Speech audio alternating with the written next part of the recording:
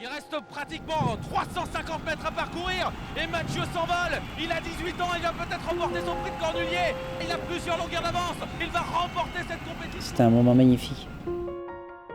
Il y a une sensation d'apesanteur énorme et on a envie de tout lâcher ce qu'on a sous la main. On fait ce métier-là pour ressentir ces moments de frisson le plus vite possible. Lorsque j'ai reçu le Charcot Award, ça a été une joie formidable, je ne m'y attendais pas du tout, donc ça a été un très grand plaisir que je n'ai pas boudé.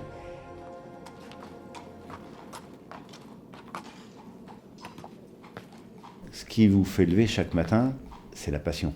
Cette chance unique qu'on a vivre avec des animaux qui sont fantastiques et qui vous le rendent au centuple. Avoir cette chance, il ne faut absolument pas l'abandonner. Mon objectif, c'est d'essayer d'améliorer le quotidien des patients qui souffrent de maladies neurologiques chroniques. Sur le plan humain, c'est de maintenir une dynamique d'espoir permanente.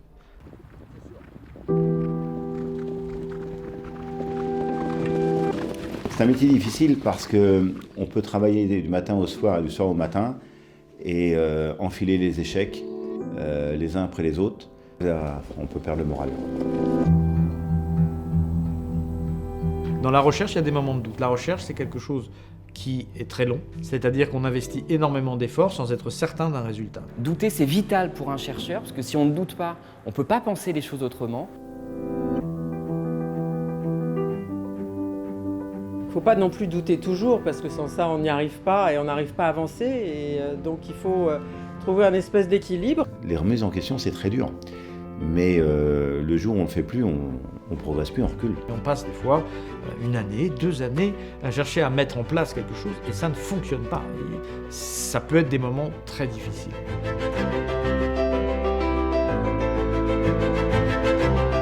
Parfois c'est frustrant, parfois c'est énervant, parfois c'est exaltant, mais forcément c'est toujours en arrière-plan. Ça nous rattrape toujours et donc dès que vous en lâchez un petit peu de trop, eh bien, faut être à 200% passionné parce que sinon on ne peut pas y arriver.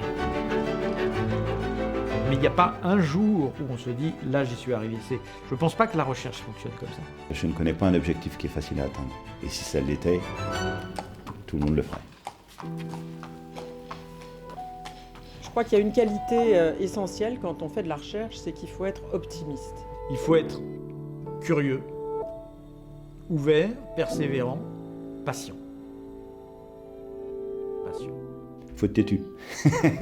Pour être champion, il faut être têtu. Il ne faut rien lâcher, il faut être à 200% tout le temps.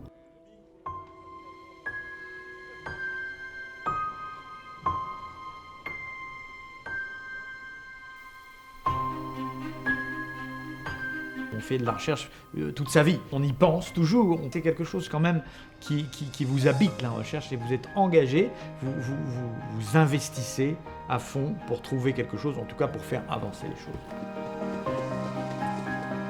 La plus belle récompense quand on gagne une course, c'est le plaisir qu'on apporte autour de nous. Et là, on se dit, tiens, on a réalisé quelque chose de bien. Et à un moment donné, on touche du doigt une solution, on sent que ça va venir, on sent qu'il va se passer quelque chose. Et là, il y a un moment extraordinaire où on confirme les résultats, on confirme l'idée et ensuite on va la transmettre. Ça, c'est extraordinaire.